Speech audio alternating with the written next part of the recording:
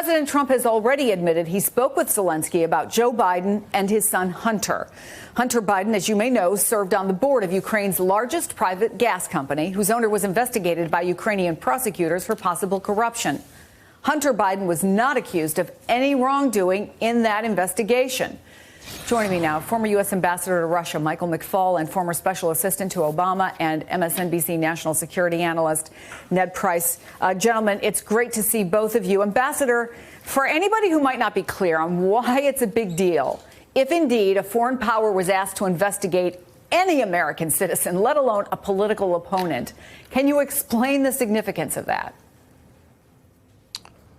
Well, it's the president of the United States, the leader of the free world, a country vital to Ukraine's national security interests, asking the president, the newly elected president, by the way, brand new President Zelensky, to do a political favor, not to advance America's national interest, but to advance the president's personal political interests.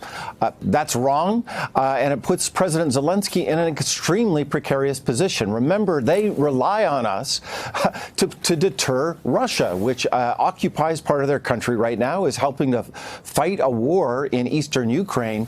So it's a very difficult conversation for the newly elected president of Ukraine to say, hey, no, I don't want to do that. I just want to talk about U.S.-Ukrainian relations. That's very difficult for him to do on that call. And by the way, it's going to be very difficult for him to do today when they meet. He's also going to have to stand next to the president and say laudatory things about U.S.-Ukrainian relations because they need us. And the press will be there asking questions. Ned, the president's personal lawyer has been making the rounds on TV, and we see, particularly from some reporting, I think in the Washington Post, just how involved he was in the Ukraine situation virtually every step of the way. Last night's interview on Fox was really jaw-dropping. Let's take a listen. I should sue you for libel, because you irresponsibly say... Oh, please. Yeah, well, you actually usually say incredibly stupid things. You're a public figure. Yeah, and by the way, do you have any idea that the State Department... So then you know the libel law. Shut up, moron. Shut up. Okay, hold on. Shut up. You don't know what you're talking about. You don't know what you're talking about, idiot. He said about me that I was asked by the State Department to go dig up political dirt on Trump's opponent. Totally false. The State Department asked me. You just said it.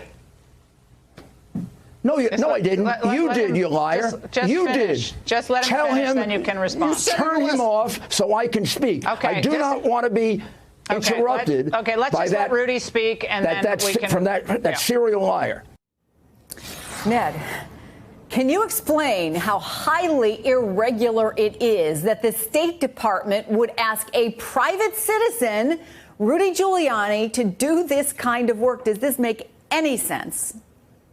It doesn't make any sense in this case, Chris. It's highly unusual that the State Department or any other department or agency would turn to a private citizen, especially Rudy Giuliani, who, of course, is no longer just the former mayor of New York City. He's also President Trump's personal attorney. I think what we're seeing here is an attempt, at least on the part of some, to turn Rudy Giuliani into a scapegoat. And while I have no sympathy for Mr. Giuliani, I think in some ways that's too simplistic. What Rudy Giuliani has said over the past few days paints a very ominous picture of the amount of support for his efforts that was found within the executive branch. We have to take everything he says with a grain of salt, of course, but he told Fox News just the other night that he has always been following orders from the State Department. In fact, that they sent him on a mission. Last night, I believe it was, he also very helpfully, to those who are familiar with Freedom of Information Act requests, held up his phone and said, all the emails are right here. Yeah. You will find all of my correspondence. We know that he has backbriefed senior State Department officials, other U.S. ambassadors. But I think what is even more interesting is that Secretary of State Pompeo hasn't really distanced himself from this effort just yet. When asked about it, Secretary Pompeo almost defended it. So I think the question is, how high up within the Trump State Department was knowledge of Giuliani's efforts? How high up did that go? And was that something that President Trump himself actually lended his endorsement to? Ambassador, I want to read part of what the Washington Post reported. It says, quote, several officials described tense meetings on Ukraine among national security officials at the White House leading up to the president's phone call on July 25th.